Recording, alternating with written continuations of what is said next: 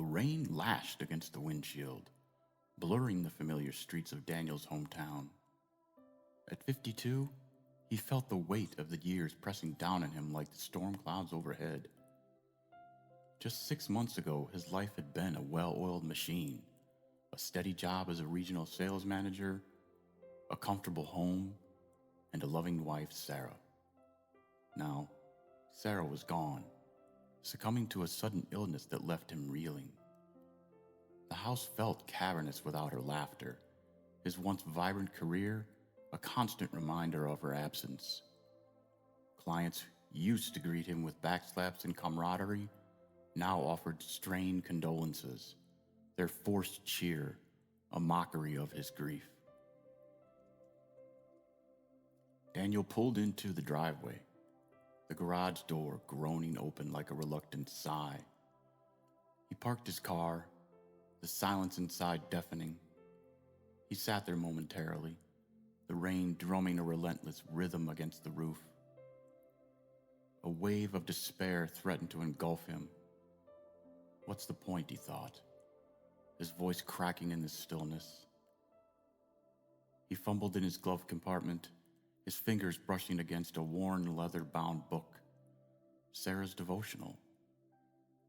It had been her constant companion, a source of solace and strength.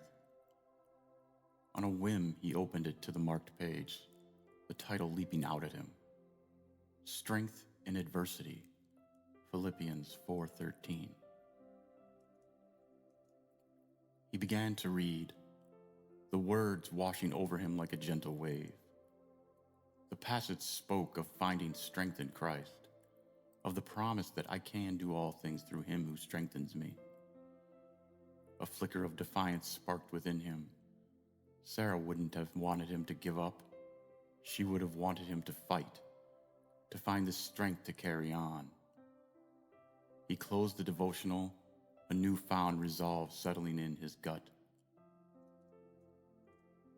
The next day, he went back to work, not with the practiced ease of before, but with a quiet determination.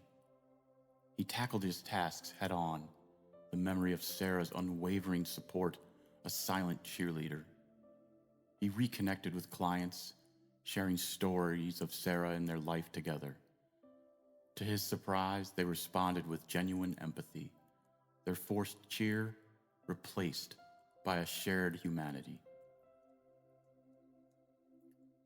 He started attending a grief support group at his church, finding solace in the shared experience of others. He volunteered at a local soup kitchen, the act of serving others a balm to his own wounded spirit. Slowly, the days began to feel a little less heavy, the nights a little less lonely.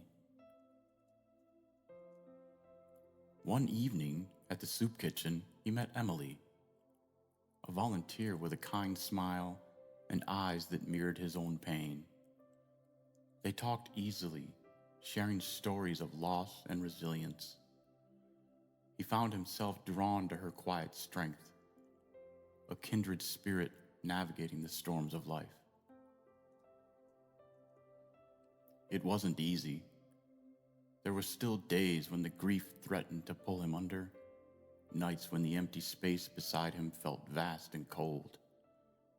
But with each sunrise, he clung to the promise he found in Sarah's devotional.